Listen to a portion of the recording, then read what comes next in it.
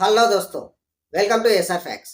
రీసెంట్గా World Health Organization ఈ August 14th రోజు ఒక గ్లోబల్ హెల్త్ ఎమర్జెన్సీని డిక్లేర్ చేసింది.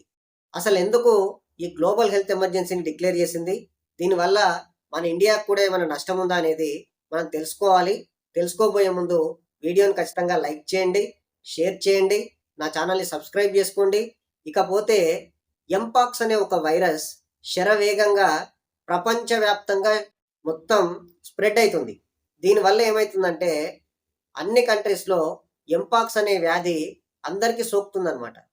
దీనివల్ల చాలామంది చనిపోతున్నారు కూడా. సో ఈ రీజన్ వల్లనే ఎంపాక్స్ అనే వైరస్ని అరికట్టడానికి World Health Organization global health ఎమర్జెన్సీని డిక్లేర్ చేసింది. అయితే ఈ వైరస్ ఫస్ట్ ఆఫ్రికన్ కాంటినెంట్లో పుట్టింది. ఆఫ్రికన్ కాంటినెంట్లోని కాంగో అనే కంట్రీలో పుట్టింది 1958 ఆ టైంలో. ఫస్ట్ టైము 1970sలో డయాగ్నోజ్ అయిందనమాట.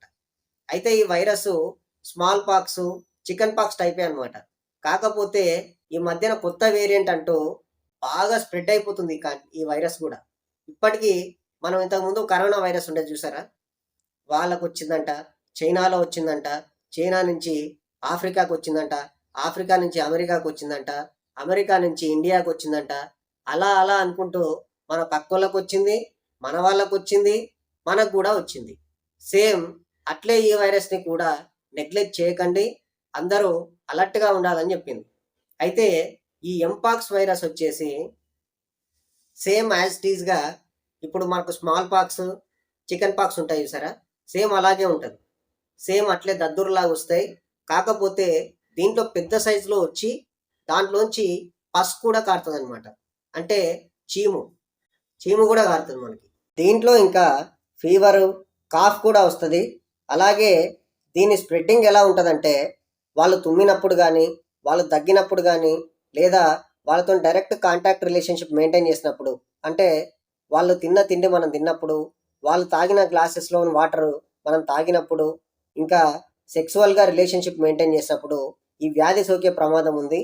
ఇకపోతే దీనివల్ల మన ఇండియాకి మ్యాక్సిమం ఎలాంటి ప్రమాదం లేదు. ఎందుకంటే ఇప్పటికొచ్చి ఒక్క కేసు కూడా నమోదు కాలేదు మన ఇండియాలో. సో అందులోనూ దీని ట్రీట్మెంట్ ఉంటుంది కదా, దీని ట్రీట్మెంట్కి ప్రత్యేకంగా ట్రీట్మెంట్ ఏం చేస్తలేరు. దీనికి స్మాల్ పాక్స్, ఇంకా చికెన్ పాక్స్ లాంటివి ఉంటాయి చేసారా, అలాంటి వ్యాధులకు చేసే ట్రీట్మెంటే దీనికి కూడా చేస్తున్నారు.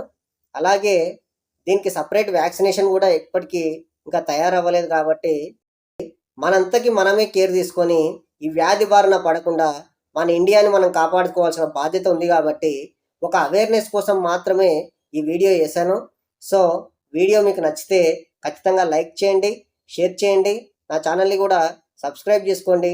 మీరు ఇచ్చే బూస్టింగ్ వల్లే నేను ఇంకా మంచి మంచి వీడియోలు చేయగలుగుతాను. సో సబ్స్క్రైబ్ చేయడం మాత్రం మర్చిపోకండి. Thank you very much. జై హింద్, జై భారత్.